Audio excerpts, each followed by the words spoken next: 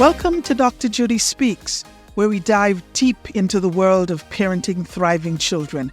I am your host, Dr. Judith Josiah Martin. Come join us as we explore topics ranging from parenting with confidence to fostering emotional intelligence. Get ready to embark on a journey of growth and discovery with expert advice and real-life stories.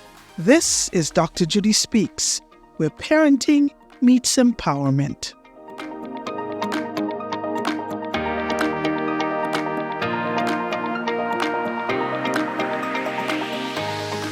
Well, hello, Robin. How are you doing? So good to have you in the studio with us to talk with our audience about parenting and nurturing parenting. It's a pleasure. Oh, always great conversations that we get into. Right? We do, don't we? So today, we've begun the series on Dr. Judi Talks about the nurturing parent.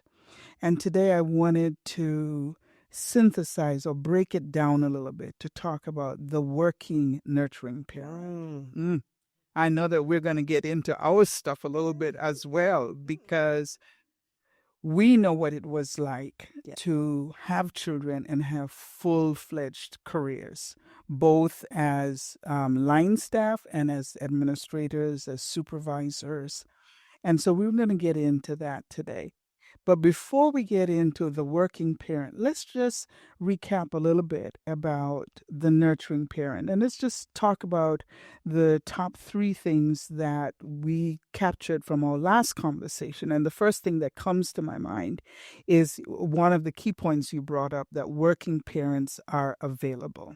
Yes. They're people who demonstrate to their child consistent showing up. Right? And in addition to showing up, that our nurturing parent is a focused parent, a person who, when they are available, they are attending, they are eyes on, they are present. Say a little bit about that. I think a lot of it has to do with eye contact. When we think of when babies, when they're very young, that gazing, that right brain, the gaze of the parent into the child's eyes, that's all getting synapses going. And same thing as they're growing older, that the child knows they're really being listened to. You're not sitting there distracted on a phone or looking at a recipe or doing things. You can be making salad, but you're listening and you're attentive and you're having and you're having conversation as well. So you could be multitasking, but you're multitasking on something that the child can participate in, that the child is engaged in with you. So when we use the term attending, we don't mean that you're just silently staring at the child. Oh, that's not good. That will shut them right down. But I think a lot of it, too, is when you can reflect back, because when we hear things, even with our peers, we're interpreting things many times. And so I may think I know what my child is saying, but if I reflect back, like, so do you mean such and such? Or how did that, how did you feel with that? Or how did you respond? That's going to be helpful to understand where they're coming from their internal place, instead of it making it from your filter. Exactly. So we have present, we have attending, and then I like the word that we use, warmth. You talked about what it means to be a nurturing parent that's warm. And I think about tone of voice when I'm in the presence. When you're tired, you get grouchy. You get your voice gets a little harsh and harder. Your sentences get short and choppy, and you're in a command mode. But the nurturing parent might have times when that happens, but we're wanting them to make sure that more often than not, they are warm in voice. Yes. The other piece for me, too, is touch. With my son, at the end of the day, I would come home and I was exhausted, but we would sit on the couch and he'd watch Wheel of Fortune and I'd rub his feet. Oh. And even though he was 11 years old, he let me rub his feet. And with my grandson now, he still says, "Grammy, will you rub my feet?" And having that kind of touch that, because boys don't want to get hugged after a certain age, but you find other ways to connect. And that is the warmth of touch. It's nurturing, it's bonding. Absolutely.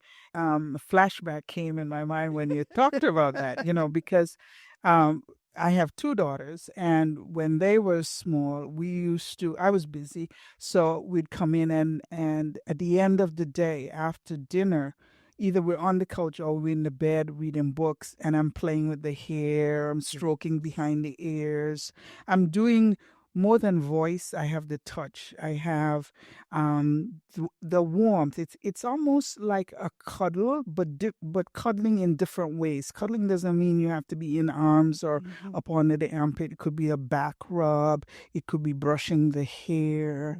It could be bathroom time that we share. The routines, that kind of thing. So warmth for me is about the things that make the encounter soft, gentle.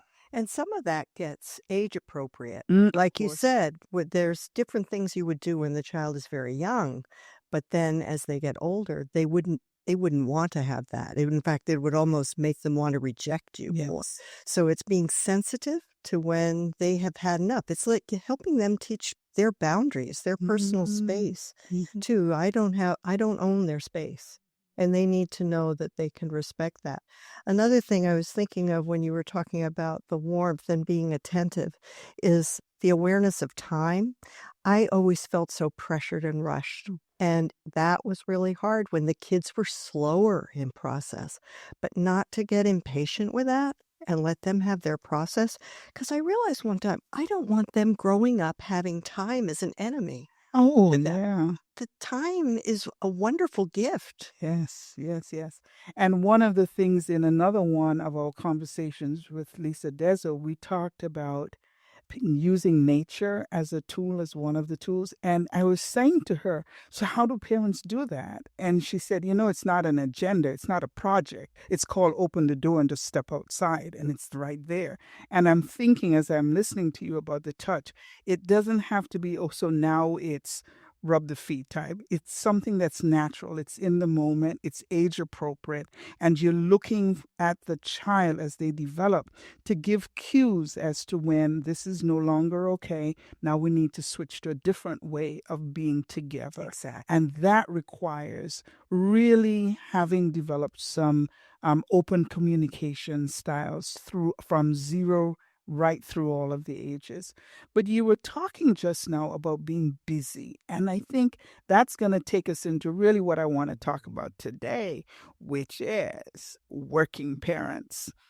Because I was a working parent and I went through feeling lots of guilt because I had a couple of friends who were stay-at-home parents. And in our society, stay-at-home parents are supposed to be like the model, right? They're the ones that are going to create the perfect children because they're home, they're on the child's clock, so to speak. They are engaged, home cooked meals, no babysitters, the whole nine yards, right? Whether that parent is a dad or that stay at home parent is a mom or whatever, that was the perfect model. So I stayed home for 2 months. My plan, Robin, catch me. My plan was that I was going to be this stay-at-home mom with my first daughter for an entire year. I lasted 2 months and I needed out. Yes. It was not for me. Um, and so I went back to work part-time before I went back to work full-time. But the guilt about so somebody else now is raising the child, and in our culture, there's so much angst about working moms, particularly, and the prejudice about giving up your motherhood to go back to a career and what's going to happen to the kids. And so your kids are going to turn out less than the mom who stayed at home or the dad who stayed at home, right?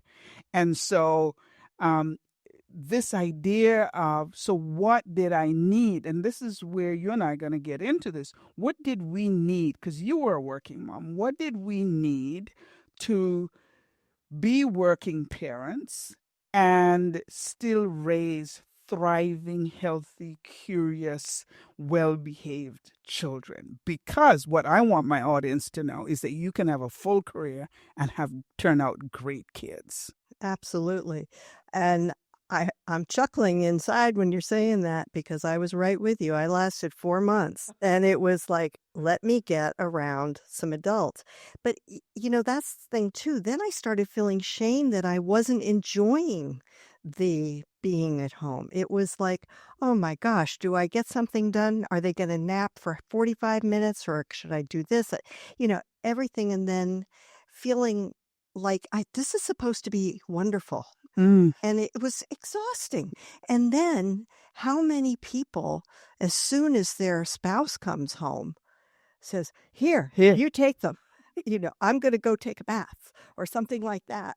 And that was where it's finding the balance. I remember when my third child was about 4 months old, I had to get out of the house. I ended up getting a job cleaning a restaurant, and I brought her playpen there, and she was in there, and I could do that, but I was around people, and I had structure and things to look forward to. But before we get to that, you said you talk about shame. I had guilt. You had shame. Other people have talked to me about the fear that their children are going to be less than, not as well behaved or not as whatever it is the expectations are. So we have fear, we have shame, we have anxiety on top of the already insecurity that most parents, regardless of whether you're stay at home or working, have just about being a parent. So we have these feelings that we gotta manage. We have the societal expectations of what we need to do. And so how do we help working parents now think about what do they need? Because we talk a lot about the village raising the child. Every child needs a village. That we've seen the graphics, we've heard the stories. I believe every parent needs a parenting village. Absolutely. So let's talk about how did you select your supports? Let's talk about the parenting village because mine saved my life. Well, I was in an area where I didn't have a lot of family. Ideally, if you have additional family, you can have them as natural supports many times, like, oh, I just need a break. Can the child go to grandma's house? But for me, I started getting to know some of the friends of my kids as they got into school. I would attend events. When I go to the playground with the children, instead of staying to myself and reading a book, I would try to engage in some conversations with other moms. I remember with my first pregnancy, I found another mom who had a baby that was 2 months old. I didn't know what I was going to do because I didn't have any family around. She guided me through that. And then I worked at a health department and there was a public health nurse and she became my friend. She came over the first time I fed solids. She came over.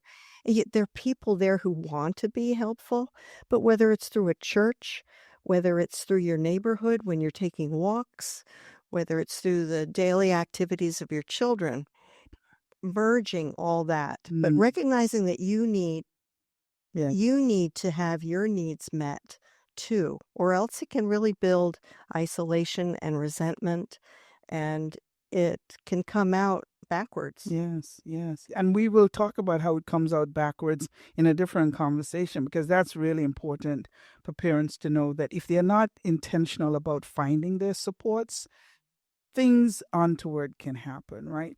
And I like how you selected your village because I was fortunate in that two of my childhood friends moved into the area where I was when my girls were very small. I was scared of potty training. I was terrified that I was going to have to do that and didn't know anything about it, that kind of thing. And fortunately, I had a good friend who had a child exactly like they were a month apart, my girl and her girl, and she did the potty training.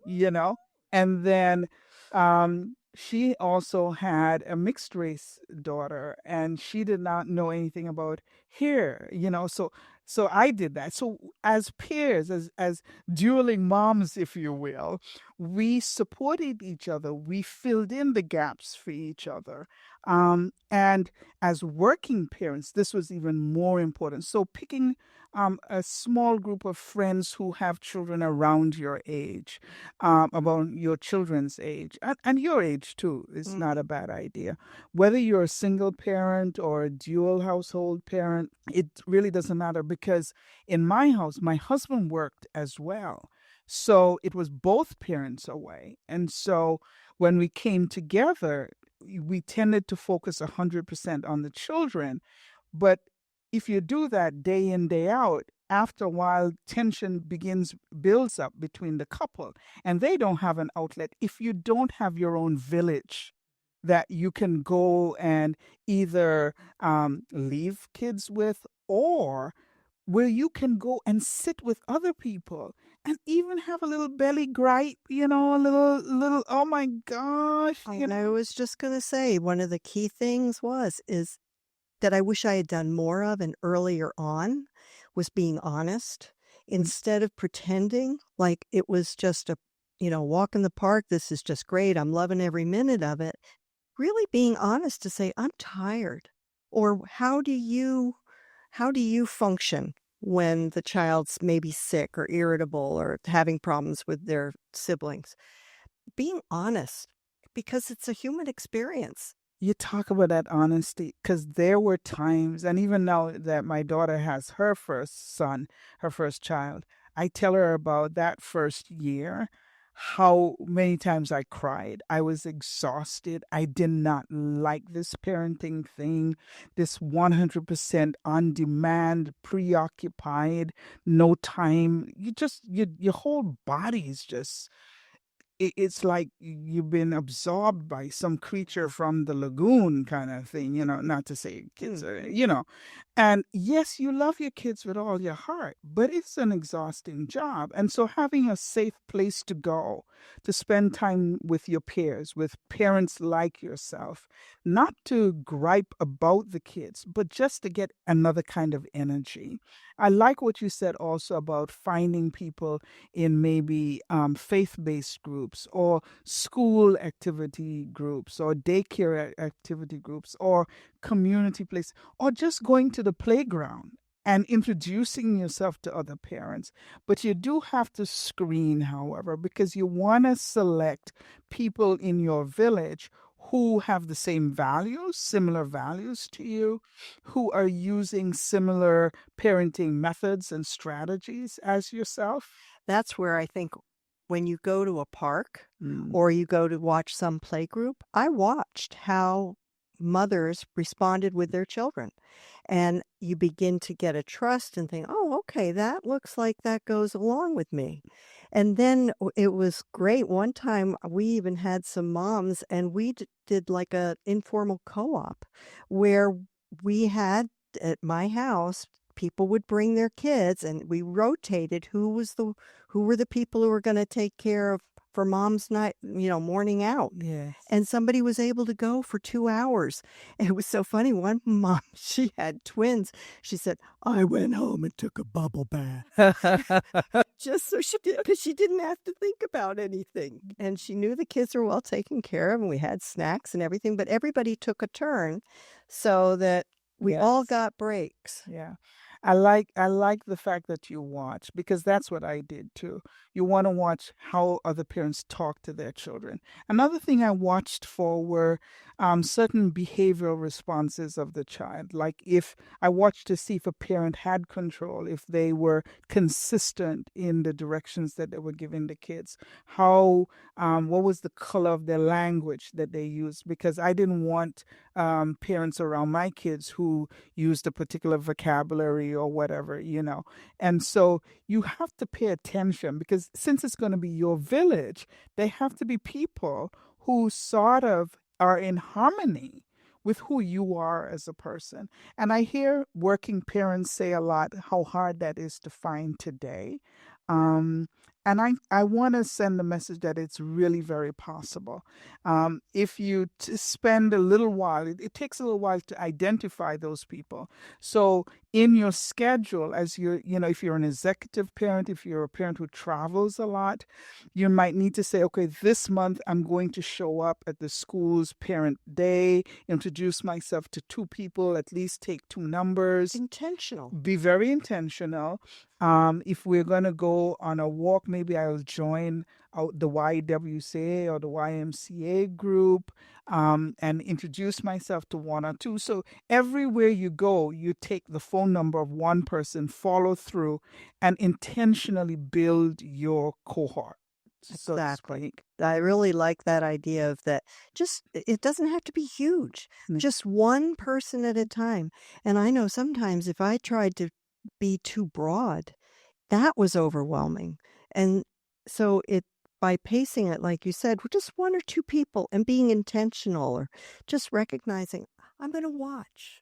And how does my child respond to that person? That's Equally. huge. Yeah, because your child has to have chemistry with the people in your village, because like you say, I might need to drop my kids off at your house for a couple of hours. My kids need to like to go to your house. Exactly.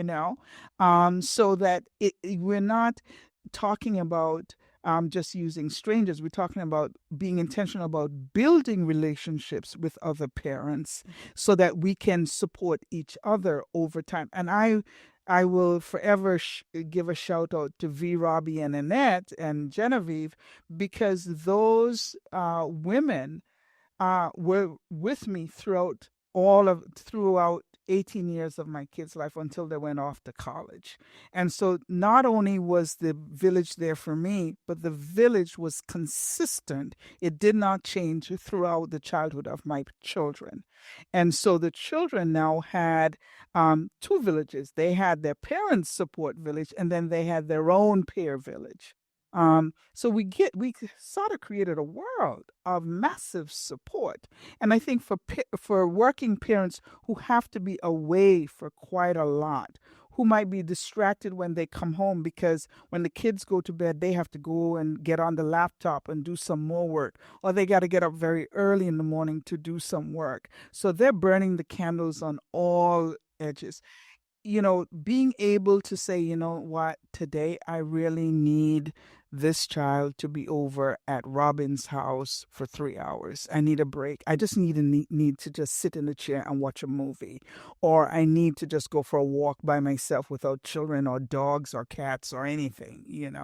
And so the village, I think, is really very essential. And I think the other part is recognizing the honesty. There were parents that I could say, I will always be honest with you whether I can or can't do it for you.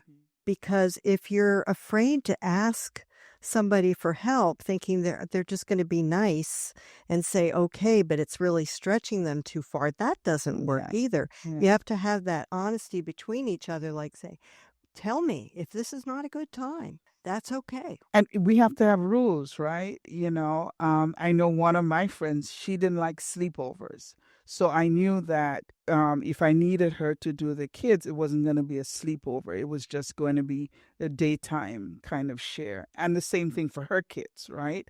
Whereas I had another friend who was really cool with sleepovers. So making sure that everything is transparent, that everything is talked out about how we're going to do our relationship as friends who parent. And that's modeling for your children. How do you have boundaries? How do you build relationships? You're showing them, okay, this is how you do it. And as well, we want to tell the children what permissions we've given our friends in terms of parenting. So I would say to my kids, I'd say like, well, you're going to be at Auntie Robbie's house, or you're going to be at Auntie V's house. But listen, if Auntie Robbie has to give you a timeout, don't think you can come and complain to me about that. That's a golden timeout.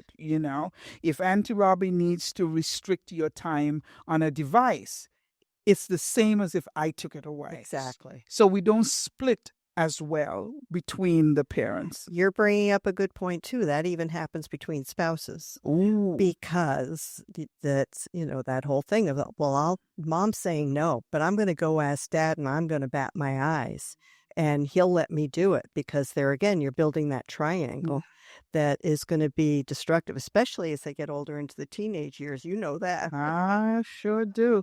So we really are talking about nurturing working parents, that we as working parents can rock and create really wonderful, happy, thriving children.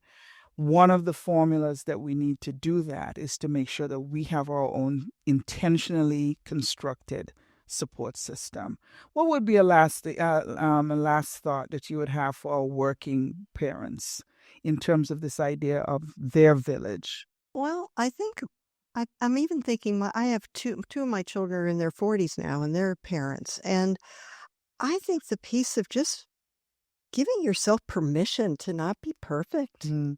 That one of my kids, she was the worker and her husband was the stay-at-home dad. And that was okay. Yeah. And not finding out what's in the best interest for the whole unit. And your situation may not look like your neighbor's. And That's to okay. allow that, and that whatever boundaries I have and my value system, I was a lot more hesitant to do things with my first child. Then by the time it was number 4, it was like, okay, here's the thing. But it still, give yourself permission to grow, change, try out things. And you learn. Yeah. And you just reminded me another thing about the village. It's my husband was in medicine, and so he was gone a lot, during the week, weekends, through the night, and some of my parenting circle had men and women in there, and sometimes it was me and dads on the beach, with the kids.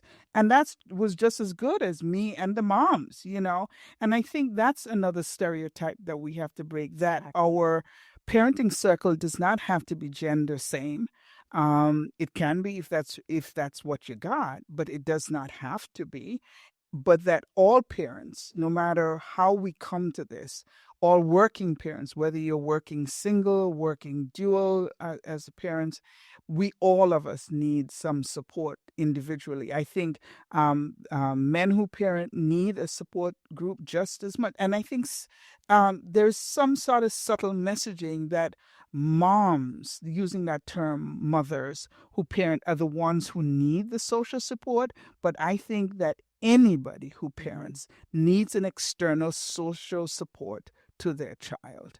And because one of the things I'm often concerned about as a mental health practitioner is so many kids become parentified, become the support for the parents. And we'll talk in a different conversation about what happens when we make the children our parents' best friend or their supports, what we talk about parentifying. So parents, if you're enjoying this conversation, we really want you to recognize that you need as much support as the child, because we're not just raising thriving children. We also want to have healthy, nurturing parents. Beautifully said. Thank you. Thank you so much for being a part of this conversation. And we really want to thank our audience at Dr. Judi Speaks as we continue to talk a lot about how we can support our parents out there who are listening to us. Thank you for being here. Thank you for having me. Thank you for tuning in to our podcast on parenting with confidence in raising thriving children. Remember, every parent is unique, and there is no one-size-fits-all approach parenting. Stay tuned for more valuable insights and tips in our future episodes, and find parenting courses and resources on our website, judithjosiahmartin.com. And always remember, you're doing a great job. This is your host, Dr. Judi, signing off. See you next time.